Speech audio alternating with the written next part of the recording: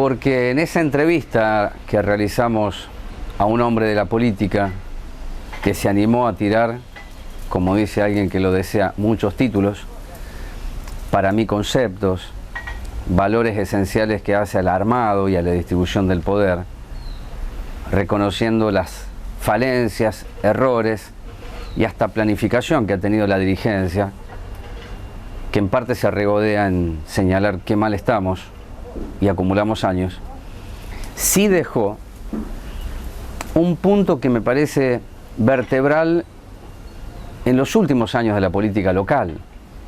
Desde el final de Mariano Güez, tras 20 años de conducción, he dicho que se inició un proceso de transición en donde hay muchos que quisieran conducir, algunos están pintando hoy paredes con la palabra conducción, incluso la intendenta, pero es esa conexión necesaria que se tiene que dar entre la experiencia y aquellos que quieren ser. Si tuvo este comienzo porque Joaquín de la Torre no dijo al pasar que se tienen que raspar un poco los jóvenes. Si no se raspan no pueden ser. Bueno, en este año, dentro del conjunto de notas y entrevistas que realizamos, hubo una que no la vamos a repetir ni la vamos a rehacer, sino será una continuidad de aquella con Julián Signa, porque él estableció en ese momento de tomas y dificultades territoriales que la marginalidad, la precarización, la mirada segmentada sobre un fenómeno social no es lo que puede abonar un criterio para muchos revolucionario, sino con la ley en la mano, o el código en la mano, pero la ley en la mano, hasta por aspectos doctrinarios.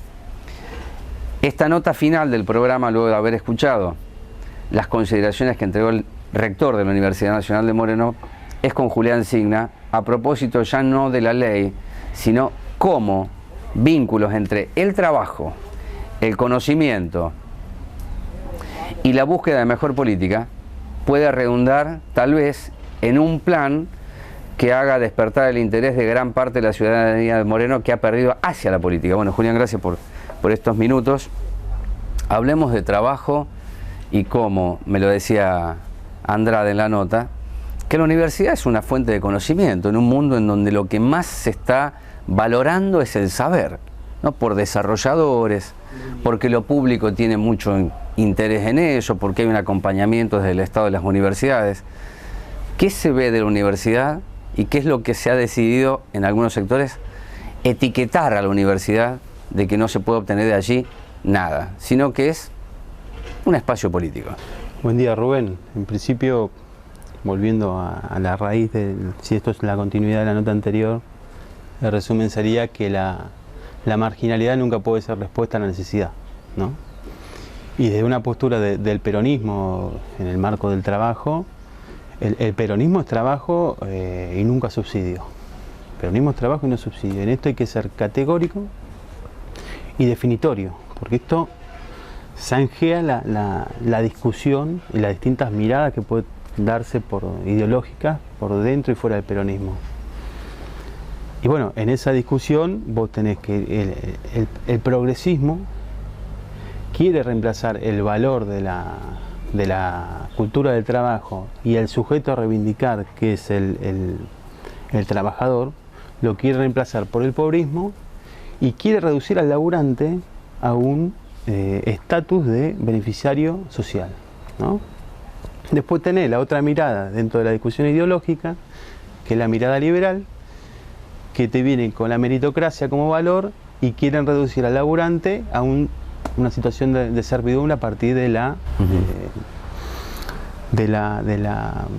empleo chatarra. Quiero decir, son dos caras de una misma, de algo que está sucediendo en el mundo, que es la precarización laboral, ¿no? Uno lo hace por la romantización de la pobreza y el otro porque lo comprende, no comprende los derechos que tiene el laburante. Entonces es una discusión ciertamente, no voy a decir dicotomía, pero sí falsa, porque en las dos posturas se avanza lo que yo he llamado el precariado, ese ya no es el proletariado, el precariado. El precariado, bueno, ¿no? Bueno. En eso después está el peronismo, que tiene como valores, bueno, el sujeto reivindica al trabajador y el trabajo en justicia social como ordenador social por excelencia, ¿no? Y esto que te da, que el Estado lo que debe hacer es poner al pueblo en condición de trabajador o estudiante, porque es la mejor forma de redistribuir la riqueza, ¿no? Trabajador o estudiante. O trabajador en formación, que es lo que es un estudiante, ¿no? Sí. En eso, la mujer del Pepe Mujica, Topolansky, decía que la mayor política social más genuina es la generación de empleo. ¿Por qué? Porque el empleo lo que hace es autónomo al pueblo. Y el peronismo lo que hace, nosotros los peronistas peleamos por la autonomía del pueblo, no por manejarlo. Y como sí plantean... Hace años que no pelean por eso, desde el peronismo. El peronismo lo Porque hace. si no, no podríamos ver los últimos 30 años en donde precisamente, ya sea por el modelo neoliberal o el progresismo o la vuelta del neoliberalismo, me decías recién, y yo coincido con vos, que se fue precarizando todo. Sí, claro. Con lo cual el sistema está demandando a escala global una precarización. ¿Lo hace o debe hacerlo, no? O debe profundizar las acciones? Y bueno, en este marco, lo que se debe hacer es un Estado que tenga como principio rector si las políticas que va a tomar son a favor del trabajo o en contra, ¿no? Como ya te digo, principio rector, como plomada para analizar cada una de las... Antes de levantar cualquier pared, esa es la plomada. Esa es la plomada, exactamente.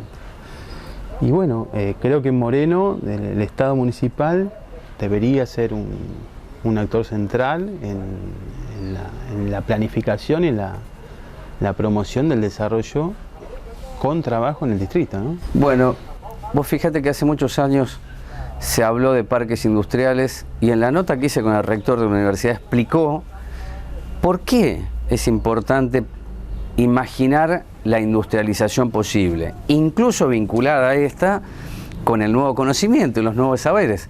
Mientras tenemos un gobierno municipal que yo no digo que descarte eso, pero de entrada y en principio, por cuestión de génesis o identidad, dice, es con la economía popular y los sectores populares, incluso comunitarios. Ahí está planteado, ¿no? La economía popular es la del laburante que se levanta a las 5 de la mañana y toma Sarmiento. Esa es la economía popular real. La otra, la que se plantea de algunos movimientos sociales, es la economía asistencializada, la economía marginal más que la economía popular. Es lo que yo creo, ¿no? Sí. Y volviendo al tema de cuál es la visión de Estado local que se debe tener, me parece que lo que debe hacer el Estado es determinar cuáles son las potencialidades del distrito, que tiene muchas. Sí.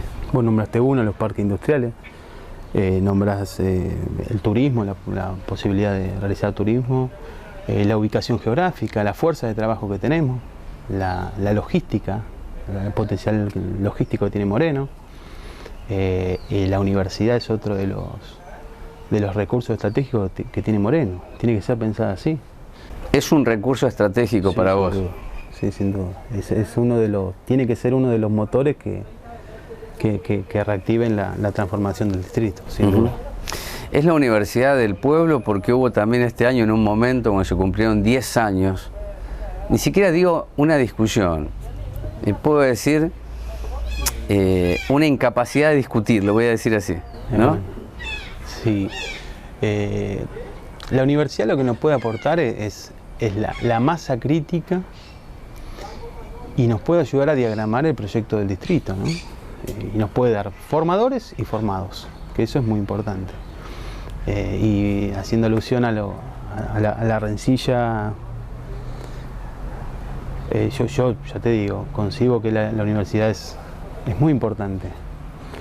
Y después hay que escuchar que hay personajes de la política del distrito que se animan a decir que la universidad que no es pueblo, cuando el rector te dice que tiene 5.000 nuevos inscriptos. Y a mí me toca de cerca, yo tengo amigos muy cercanos que se han formado en la universidad, saliendo de contextos sociales, de vulnerabilidad social muy profunda, y que hoy son profesionales.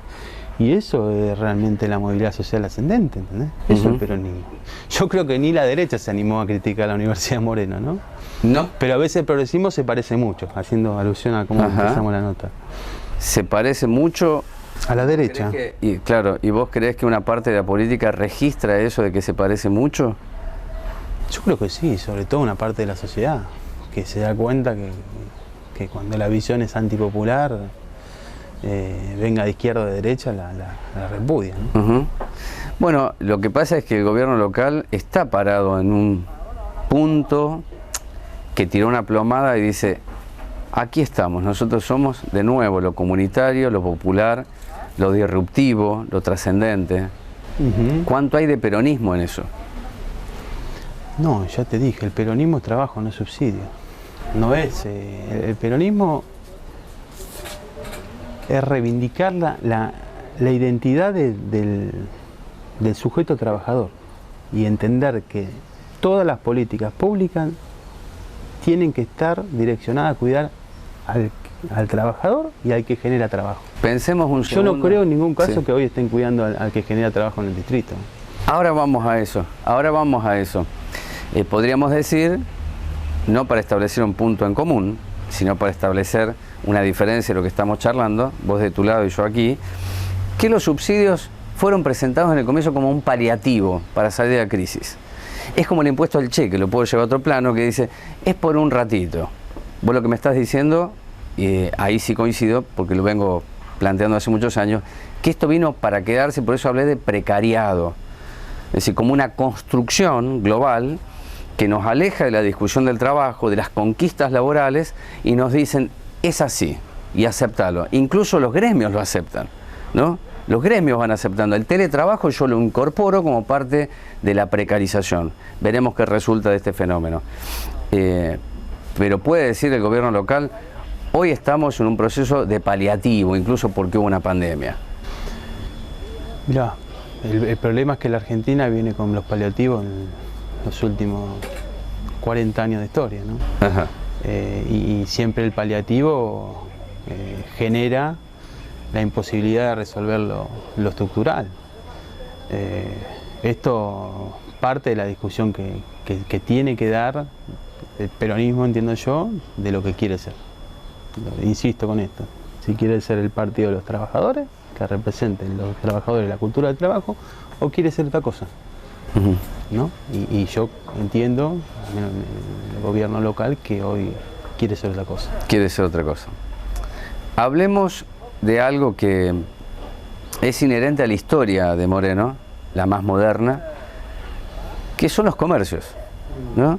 Dice, si Moreno es una ciudad dormitorio, porque no tiene industrias, y fíjese que en esta charla que estoy manteniendo con Julián Signa hablamos de parques industriales porque tomo lo que planteó, actualizando el rector de la Universidad Hugo Andrade, qué es parques industriales, qué significa la universidad, ya no como una estructura que forma carreras, o que tiene carreras, sino que interviene activamente y debe articular un Estado nacional, provincial y municipal con la universidad, es decir, establecer potencialidades, ¿no? Y desarrollos de las mismas. Pero Moreno tiene comercio, se votó una ordenanza, vamos a ver en 2020 cómo funciona esa recaudación que tiene como arquitecto de la misma un tal Meirano que vino de Pilar, ¿no? De Cambiemos, de Ducoté, y que lo trajeron aquí. Antes estaba en Hurlingham. Y antes estaba en Hurlingham, donde recibe una denuncia penal que Juanchi Zabaleta le realiza cuando lo desplaza Acuña, ¿verdad? Entonces, este es el personaje o la persona que me han hablado muy bien profesionalmente, porque es alguien que sabe recaudar.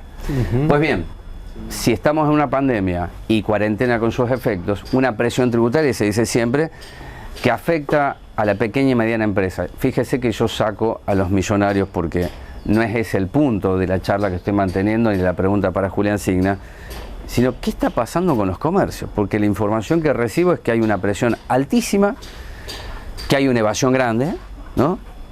Pero que esto puede redundar en menos trabajo, es decir, que se bajen las persianas. ¿Qué pasa con esto? Nadie habla demasiado de esto. La situación es agobiante. Yo, mi fuente de información son los comerciantes que son amigos y que los conozco. la presión tributaria que están teniendo que soportar es enorme, en un marco de pandemia, de recesión económica. Para mí es impensado que en este contexto se pueda proponer seguir presionando al mismo comerciante, al de siempre, al que siempre pagó. Quiero decir, no es que ampliaron la base imponible, la base de contribuyentes, no, sino que es sobre los que están, tienen que poner más, ¿no? Y después, encima, sumado a esto, vos ves que el comercio ilegal o irregular en Moreno... Economía populares. El comercio ilegal en Moreno está floreciendo por todos lados, como mil flores, y eso encima que han quitado la fuente de laburo a los históricos comerciantes de Moreno que tenían los puestos fijos en son del ordenamiento del comercio callejero, y hoy vemos que prolifera por todos lados. Entonces es un brete que termina ahogando al comerciante que tal vez que vive Moreno, que es de Moreno, que vive tal vez segunda o tercera generación de comerciantes, y que es el que más lo están asfixiando. Pareciera que lo único que funciona, como digo yo, son el bingo, las franquicias y los chinos. Lo único que bingo, franquicia y los chinos. Es lo que funciona. Moreno. Y por eso hablaba con el rector, y estoy charlando contigo, de una palabra que para mí es muy importante, que es articular. Si yo no veo lo que tiene el otro, o lo descarto de antemano, es imposible imaginar algo diferente a lo que hemos vivido. Es imposible, en los 3 niveles, quiero decir. Y con esto no es una propuesta de charla ingenua, de que son todos amigos o amigas. No, porque la política no tiene eso, tiene que tener cierta dosis de madurez. 2 preguntas finales. ¿Cuán inmaduro está el mundo de la política local para entender estos fenómenos que brevemente estamos abordando en la nota? Mira, yo creo que la madurez de quien administra el Estado en general, el Estado local en este caso, es justamente la de comprender la responsabilidad que tiene, y entre ellas está articular con todos los sectores y entender de nuevo estas potencialidades que tiene y correrse de la rencilla política para poder darle un plan estratégico que saque a Moreno de la miseria en la cual la han sumergido. Y esa miseria a la que te referís, porque por tu trabajo anterior y porque desde hace años, desde joven, más joven, porque sos un hombre joven, pero venís caminando como lo hacen otras personas de tu edad, intentando incidir en la política. ¿Qué es lo que te va dando esa construcción de tejido que tuviste y que tenés respecto a la miseria, o a la pobreza, o a la indigencia? En palabras, en hechos o en sentidos, de los vínculos que todavía sostenés. Bueno, al principio me da esperanza, porque el coraje que tiene la gente, compañeros que hoy sostienen la situación dramática que estamos pasando como mundo, si querés, es enorme el coraje que tiene y la predisposición para trabajar. Tuvo el presidente Alberto, tuvo un cuartel quinto. En la chicharra, todo un símbolo. Todo un símbolo. Todo un símbolo, sí. Y hablaba con algunas referentes sociales que no son parte del armado político, sino más social y comunitario, y decían que ellos querían, les hubiese gustado poder recibir al presidente, al cual apoyan, a muchos que son parte del proyecto de Alberto, pero poderlo recibir al presidente y no que lo reciba solamente el movimiento social, ¿no? Que se le evita, como en un marco escenográfico, si querés. Ajá. Así que... Claro, ¿es el presidente de todos o es el presidente de pocos? Si yo lo bajo más a Moreno, ¿no? ¿Es el presidente del movimiento Evita? Sería una discusión enorme que se abre con esto, pero ya acabamos el año. Alberto está siendo el presidente del peronismo, o sea... en eso tiene que regular tensiones con distintos sectores que de adentro se animan a tentar en esta situación, ¿no? Ajá. Alberto está siendo presidente del peronismo, decís vos. Sí, claro. Intenta conducir un frente que contenga todo. Bien, está haciendo equilibrio, no va a ser cosa que se caiga. Exactamente. Cuidado, ¿no? Porque él tiene que asumir precisamente el rol de presidente, ¿no? Eso me parece... La madurez que hablamos antes. Bueno, recién estábamos hablando de madurez, así como se le puede exigir a Axel Kicillof o a Mariel Fernández también al presidente, porque es una cuestión de rango. Y finalmente, esto de la transición que yo suelo hablar, de los que tienen experiencia, algunos que no quieren volver, pero están, ¿no? Y otros que quisieran volver pero ya no pueden, porque el tiempo pasó.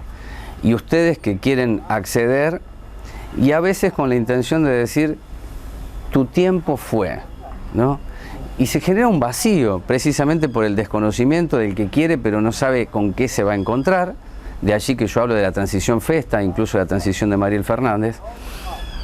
Vos como hombre de la política, como hombre del peronismo, como joven del peronismo, ¿de qué manera se logra una síntesis?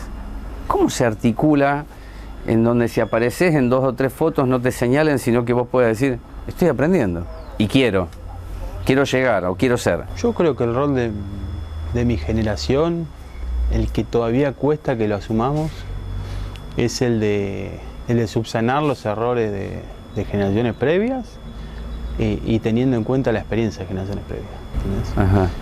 No creo que sea antagónico un proyecto o el otro, sí creo que es el tiempo de que mi generación ingrese a la toma de decisiones.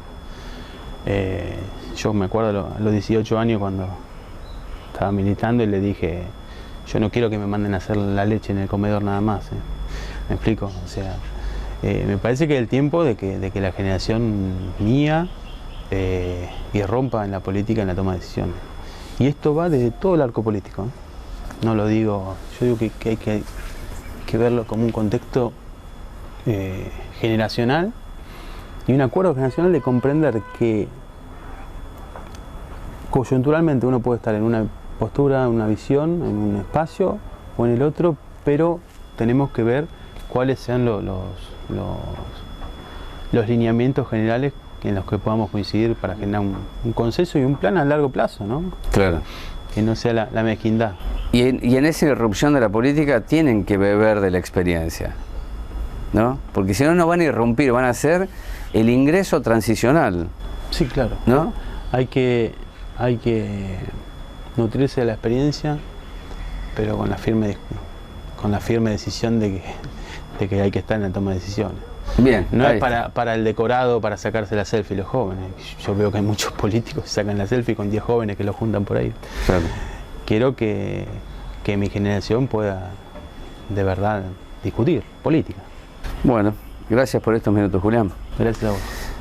Sí, esto de irrumpir, creo que está pasando. Yo suelo decir que hay cuestiones biológicas que lo explican.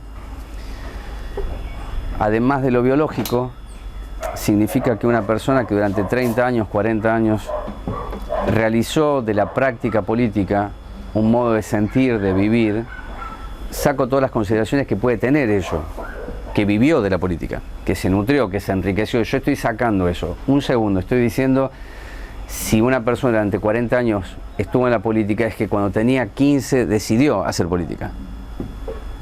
Dijo, este es mi camino. El camino es renunciar a tiempos, como dijo hace poco Joaquín de la Torre, es rasparse, pero sobre todo algo que lo entiendo vital, es incomodidad. El que quiera hacer política, no para los políticos, sino política, de antemano debe comprender, pero cabalmente, que va a ser incómodo vivir así. Que la demanda puede ser una hoy y mañana se altera la demanda. Y la persona que agradeció la ayuda mañana puede exigir mucho más, hasta lo puede putear. Porque si durante 30 años hay una conjunción de equivocaciones, ¿cómo no va a comprender el dirigente político que hay 30 años de demandas no respuestas o no resueltas?